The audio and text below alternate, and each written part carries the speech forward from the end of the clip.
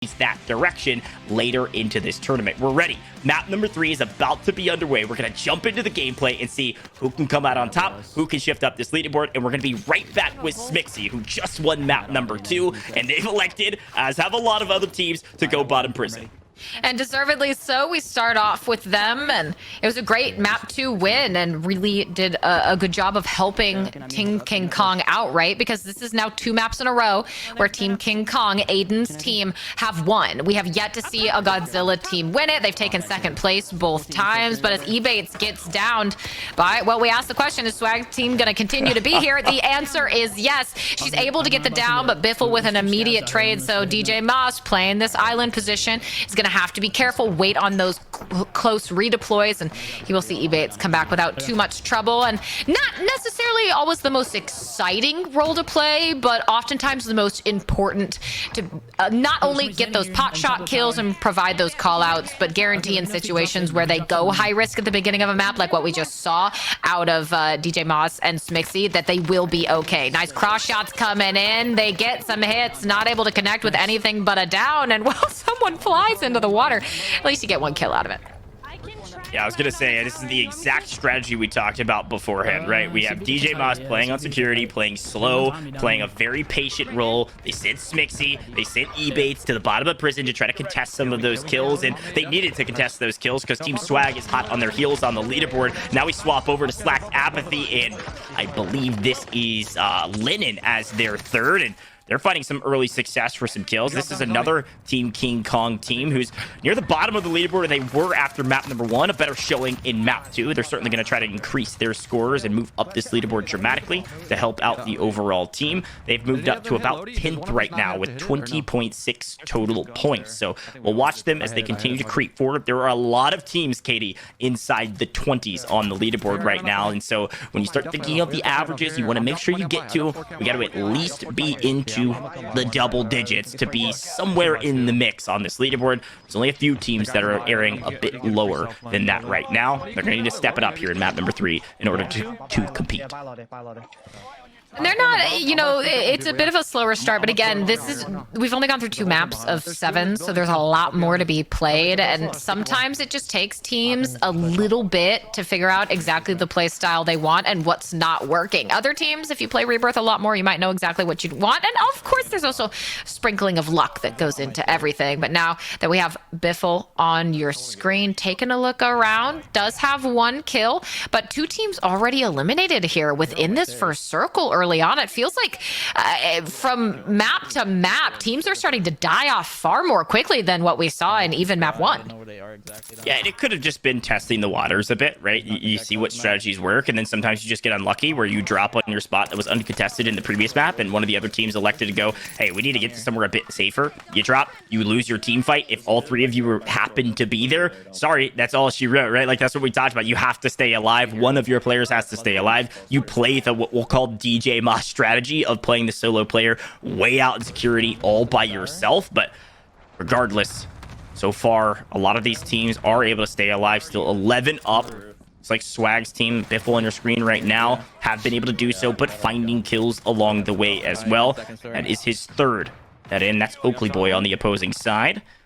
Going to continue to play Prison, try to take over this POI. Again, Prison, one of the hottest POIs in Rebirth, of course, because of its size, but also its central location. It's usually inside the circle. Swagg gets killed, gets finished. That's Holly on the other side, and it's going to be a contested fight up top by Biffle. You can see Booyah is electing to not go up and help his partner, because if they both die in this gunfight, would be in a sticky situation where they get wiped early yet again. They're going to continue to play slow, grab the kills when they can. They know the kills will come in the late game, so play slow, grab your POI, and hold it as the zone comes in. Yeah, no surprise, Booyah being careful, kind of a mix of sliding around those corners, but also pre-aim ADSing them, which can sometimes really make or break the difference in a fight, especially if you get caught out in something like an auto-tac sprint. Now we swing over to Tommy Almond and News. Well, you're going to want to zip up that redeploy real quick, because he already has 6 kills, and what's more, I don't think any of them have died yet, because they do also have those self-revives. And, well, as I say that, Almond, you just got horked on, poor guy. Well, Noobs, though, returns the favor onto at least one more person. Will have to wait on the redeploy now, and that kill should shave off some of the time. You know, about 6 there for Almond, 2 on Noobs, and assuming Tommy has a few, there you go. That'll put him into the double digits here early on, but now just 10 teams left. His team's starting to drop like flies, and you couple this with another endgame placement, they could be doing very well for Team Godzilla. Some comms coming out into this contested house. That is where Almond died previously, but now that he's back on the map, while he won't be able to go get his loot, it should be safe for him to go to that loadout that you can see at the bottom of Tommy's minimap. As I say that, maybe we need to stop talking about Almond and surviving, because twice now we've been talking about it and he's died. Yeah, that's kind of the role he's trying to play, though. He's playing the hyper-aggressive role. He doesn't care if he dies. Resurgence is still active, but it is worth noting, Katie, we're already into the top 8 teams. Could be 7 here if Noobs is able to clean up this full squad. There's at least 2 on top of this structure, and he grabs some early damage from grenades and is able to grab the knock, but unfortunately, the overwatch position all the way over on the right side does mean we're going to lose a little bit of life in the process. Tom's gone, Noob's still up, and looks like a few trades back and forth. We'll take a look at it in just a moment. Down to 7 teams, though, Katie, and it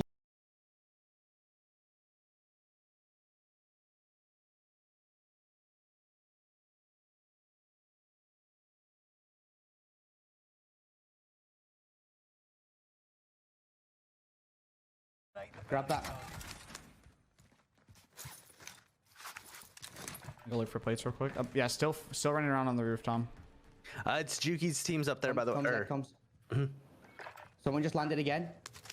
I saw them. They landed right here. Okay. Outside on my left. Open the door on me. Your left, you said? Or your right? They're both sides of me. Both sides of me. I have it. Sorry about that. We've got Almond back on your screen right now, and we were just talking about it as we were kind of in between a little break there. Almond, TBE, I believe you are back as well. I missed you. Hello. we're down to the final 6 teams, Katie. We had a little bit of technical difficulties, but Tommy goes down. They're still playing trades. They're still picking up kills. TBE is doing everything they can to stay at the top of this leaderboard. Somebody is going to have to hamstring them. Well, they're going to try, that's for certain. Now just 6 teams remaining in the lobby, 17 players. So what I was wondering, Goj, is when you're in a position like this where third circle, you still have 50 seconds before it begins to close. You've got a lot of time and there's so few teams left already. Are we going to see one of our first final circles where multiple teams are at full capacity because they're not all duking it out in that final moments where that resurgence redeploy closes? It certainly could be the case. It really depends on where this circle goes to, how much cover is going to be in that final circle. That usually denotes how many teams will be left. Already down to 6. Most of these squads will stay alive for at least the next minute and a half with Resurgence active, but it could give you an opportunity here, right? Like if Juki's comes flying back in within 24 seconds, you can kind of open up as Hisoka. Maybe you push this fight. Yes, you'll give up your position, you'll give up your loadout guns, but you could pick up a few kills. In worst case, you die and you come flying back in before that timer is done. But it doesn't look like he has to play the aggressive stance. He can just take shots from distance and beam with that automaton. Great shots without even having to mount up. Is able to grab at least 1 down, looking for another. He's up to, I think, 5 kills now. So this is another trio to watch out for. Juki's and Hisoka, ton of chemistry. Adding in Blast, you can hear their chaotic comms. Something that they are certainly usually doing in tournaments, but it works, right? Blast, Juki's both have fairly aggressive comms, and if you can decipher what they're saying, can help you out. Decides to mount up this time, though, and at least scare somebody out of the air. Got about 30 seconds left on Resurgence timer.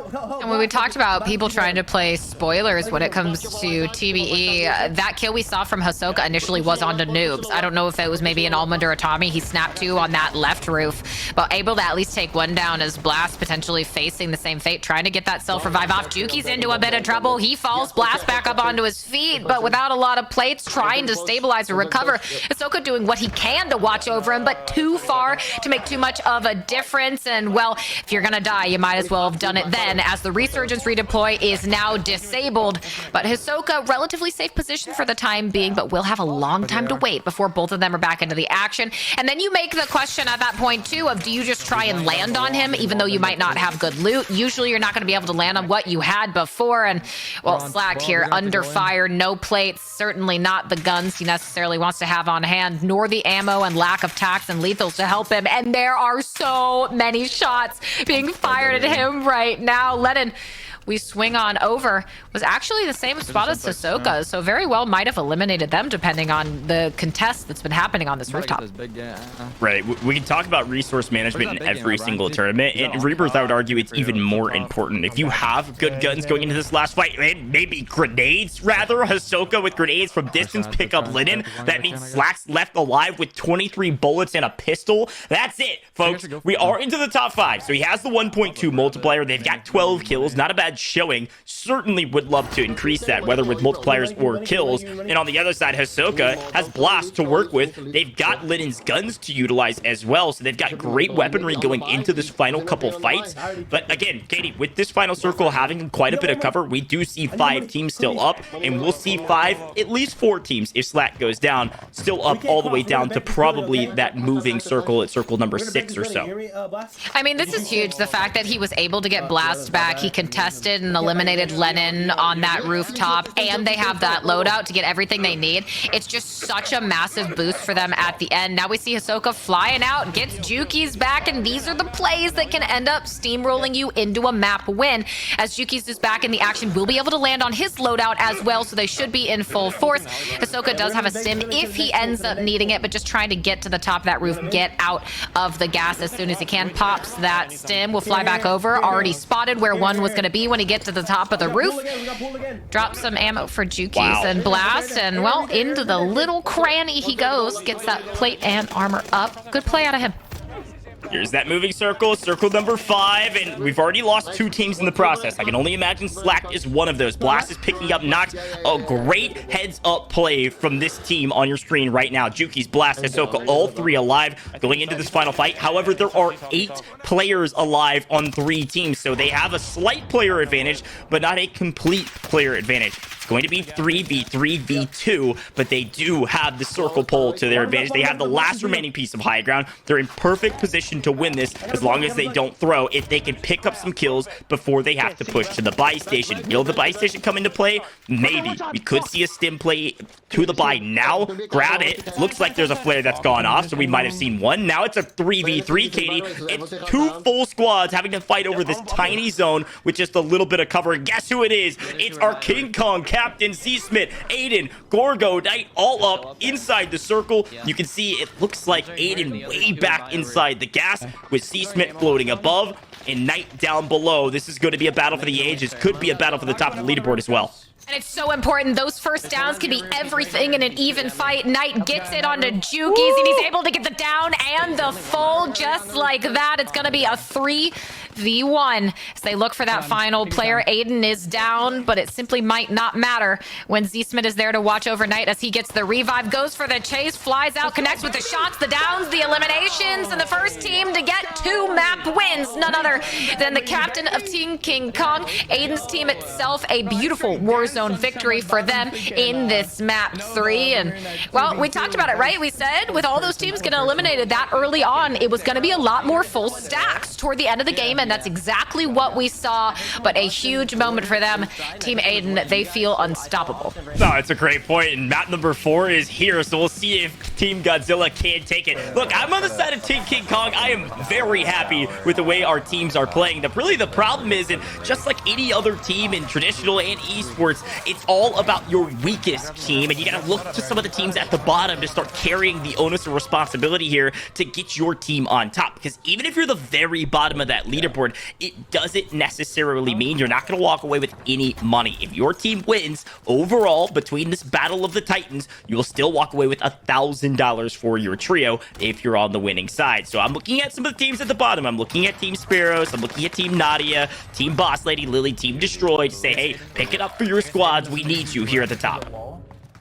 And we'll see certainly all teams capable of achieving those top spots, winning these maps, and helping support their overall team. But Unrational here just waiting on a quick loadout. They'll pick that up. This is usually an area that they like to land in. And this is one of those teams we talked about. They've had so much massive Rebirth success, but a little bit of a slow start for them right now. They are currently in 10th place out of our 14 teams with 25.3 points. And I have to say, even though they're Team King Kong and I am Team Godzilla, I'm just waiting for them to wake up.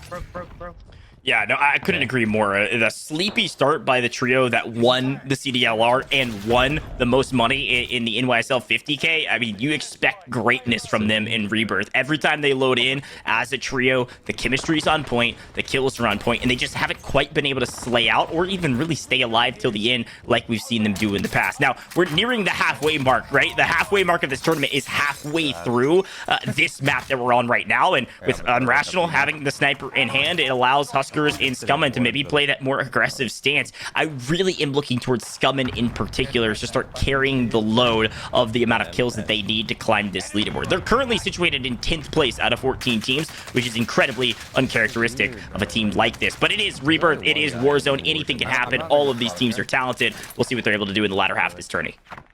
And a lot of damage for sure. No surprise, some of those snipers coming out from the likes of Unrational. I would like, when we can, to take a look at Breadman's POV at some point, because it is a lot of those snipers that we've talked about. You're going to see Unrational with it, maybe Knight with it. Breadman's certainly going to have his hands on one. And Huskerrs, nice shots there. That might have been one of the players who was causing a little bit of trouble for Unrational there just a moment ago. And speaking of trouble, it's going to be Aydan taking out Scummin. Have to wait on that redeploy. 15 seconds. Not too bad, so we should be back into the action fairly quickly, but not exactly what you want to see early on, and not a lot really happening for them either. And that might be a topic of discussion as well, because if you're landing early and just not finding a lot of kills for yourself, even if you're getting toward that end game, it's not really going to make a difference. And yes, maybe you're getting those 4th, 5th positions, maybe even a 2nd or a 3rd, but if you only have 5, 6, 7 kills, you are still going to be in the bottom half of the leaderboard. So much like we've seen with TBE, once you can couple those together, you're going to be taking some of those top spots overall. Now, Scummin, he just learned the important lesson, which is it's not always wisest to land exactly where you died, as he will once again be sent into the revive simulator. Again, that's part of the strategy. You got to play aggressive. You got to find your guns. You got to get back into the mix, especially if you have Huskerrs kind of playing the slow position. However, you really want Huskerrs with a sniper in his hand. I'm kind of surprised to see Unrational taking the current sniping position. I don't know if that'll change later or not, because oftentimes our keyboard and mouse friends are maybe better snipers at long range, point and click heads, as they say. I mean, certainly we're seeing Breadman, another mouse keyboard player, utilizing the sniper for his team. The question is, how are they utilizing it, right? We've seen a couple headshot snipes from distance that, surprised a few teams and frustrated a few teams, but they haven't been a massive game changer, at least that we've seen on main broadcast. I'll be curious to see in the second half of this tournament if a couple more teams will elect to use them and use them effectively, and that's the key, right? They still one headshot snipe from about 50 meters or so, which is, a decent distance, but it's not insane, right? You can't sit on the top of prison and necessarily one-shot headshot everybody, especially all the way down to security. So something to keep out for, something to keep an eye on, whether or not some of these teams will actually utilize it effectively. I'll have to wait and see here. Now, Joewo on your screen has about 2 kills alongside MSage and Breadman. And MSage, one of those players, very similar to players like Knight, does do a lot of Rebirth, is very well versed in this game mode, might even potentially at times take on one of those IGL roles if he believes that he has a kind of a path to win that he thinks that they can execute on. And right now they're just trying to trace down this player wherever they might be on this boat, which can be dangerous because, well, they can be anywhere. He gets caught on the ladder, tries to stim, but pays the price. And now Breadman alongside MSage gonna have to wait it out. Not sure if MSage is choosing to engage in that fight or wants to back off for the time being, but a UAV called in to give him a little bit of oversight, figure out where some of the players are on this map. And those UAVs so pivotal, not only for in the moment picks for these players, but to figure out the highest density locations on the map in relation to that circle and where it's going to go, so the places that are going to be riskier than others. Now Breadman, an initial snipe, able to connect. Not much more than that, but I don't think there's anything more terrifying on a Rebirth map, Goj, than Breadman with you in his sights.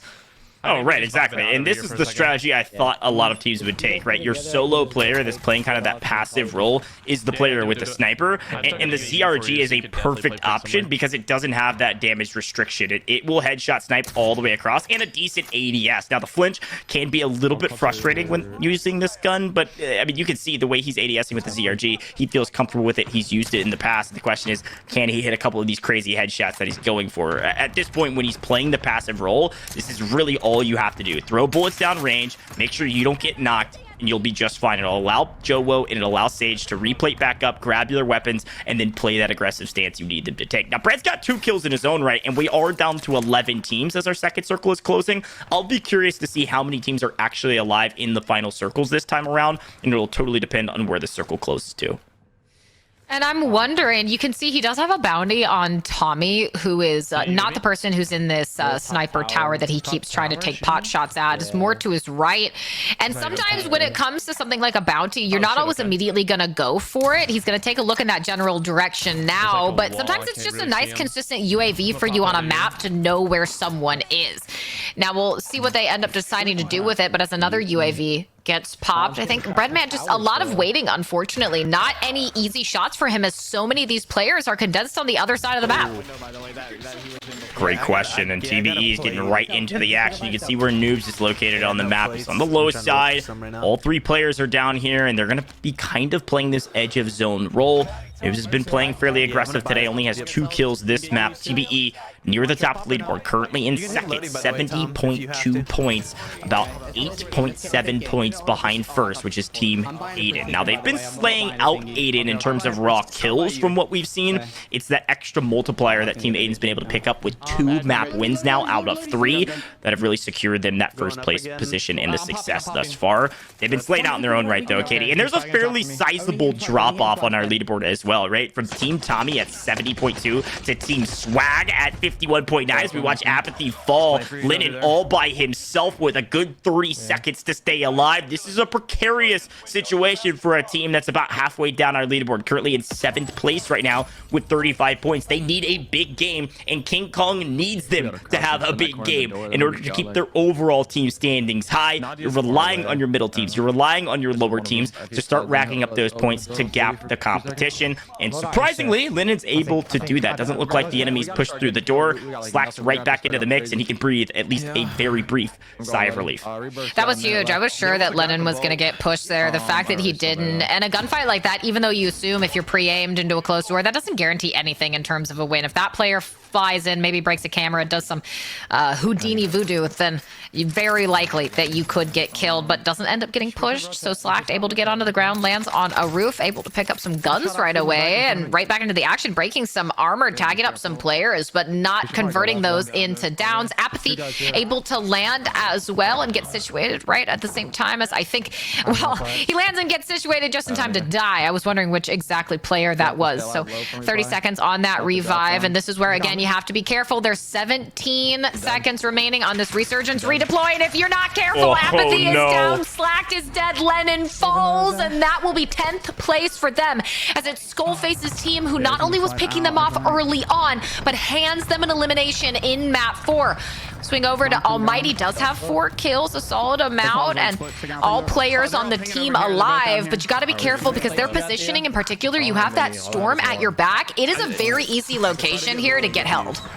Oh, it's a great point. I was going to say, this is a team we highlighted as a team that really needs to step it up. Sparrows' squad is in 13th place, second from the bottom. Does look like Almighty's got 4 kills this map, so this could be the map they needed to start moving up this leaderboard dramatically, which will help Team King Kong the most. The teams at the top have already solidified themselves near the top, right? They're in contention with some of the other teams on the opposing side with Godzilla and otherwise, but the teams at the bottom, those are the teams you need to have massive games. That's what's going to creep your overall team score way up, and you can start gapping the competition. Almighty finds his 5th. He's playing the aggressive role. He's clearing this way. He's paving the way. He's driving the car down the lane saying, I'm going to pick up as many kills as I can, so there is a free and clear way to rotate into the zone for my teammates. Unfortunately, can't quite do it, as it looks like Oakley Boy's grabbing a knock from distance. Almighty's going to go down and will probably get finished off. We'll see what Sparrows and Oakley can do. Yeah, he was able to have the thirst come in from his teammates, but when you're down like that and you're in an exposed location, someone calls in a streak, it's essentially a guarantee that you're dead unless they somehow aimed wrong. Now we swing back over to Spiro's 3 kills, and having 2 players at this point in the game, not the worst thing ever. There's only 7 teams remaining overall, 11 other players in the map, and you don't have to worry about anyone behind you via that storm, which can be one of the bonuses of having it as your back. But again, you are constantly being pushed forward into people who already have better positions than you. So it's another one of those those risk reward scenarios that you have to be able to assess. And now it's just taking his time, right? Trying to figure out exactly where it is. And nice blue, nice read to know someone is behind him. Gets the shots in. That player should be in a bit of trouble on the other side of that wall, needing to play it up and get out of the storm. And I also like his decision to not necessarily chase that, put himself at risk of dying. He will swing in. Stim finds him in the corner, the down, and it's none other than Tommy gets the nade to secure the kill, his fourth. And well, that actually might have potentially been an elimination for Team TVE. A nice job for him tracking that player down. Armagwara is how I'm going to pronounce that gun yet again. In good hands with Sparrows. This is a massive map for Team King Kong. If Sparrows' team can continue to pull out this win, we're down to the final 5 teams. Resurgence is long gone. Now final 4 teams. The multipliers are ticking up. We're in a decent position here. Sparrows can win his one. Set his teammate up for success. Oakley Boy without any place, but has a great position inside the zone. It's going to be this chase inside the building that is going to denote whether or not they grab the win. He grabs one. I think that's booyah. That's a huge pickup. Another kill for Sparrows. That's 5. A massive opportunity for Team King Kong to push out ahead. Swagg's team yet again finding their way into the top 4, though. They'll probably maintain position inside the top 3 on the leaderboard. TBE's down. The question is Aiden's team down as well? Is this a wide open opportunity for Team King Kong to swing up this leaderboard? Sparrows is going to try to make sure it happens because, Katie, it's a 2v1v1. They have the player advantage. They can trade plays. They have the height advantage. All signs are pointing. Oh, just kidding. Noobs is still up somehow. Of course, TBE finds their way to the top 3. We'll see what Noobs can do. Maybe he'll go down early. Ooh, he's got to run. He's got to fly. And these are his last 2 plates. And Sparrows' team, I cannot understate how well they just played that sequence of events. Specifically Sparrows. He played that so flawlessly to not only stay alive and rotate, but pick up the kills in the process. Now Noobs just trying to do that, and well, he gets himself into that 2nd place position, but once again, when Noobs is trapped in a 1v2, it is so hard to get that win. And Sparrows, well, you deserve a win after playing those final circles the way that he just did. Very well earned. Another Team King Kong victory at the conclusion of map 4. Another 2nd place for TBE, but wow, they played that so beautifully. Talk about a needle mover, Katie, right? Team King Kong yet again gets a win. They've won every map thus far, by the way, but it hasn't put them that much ahead in terms of the overall score leaderboard. But one of the things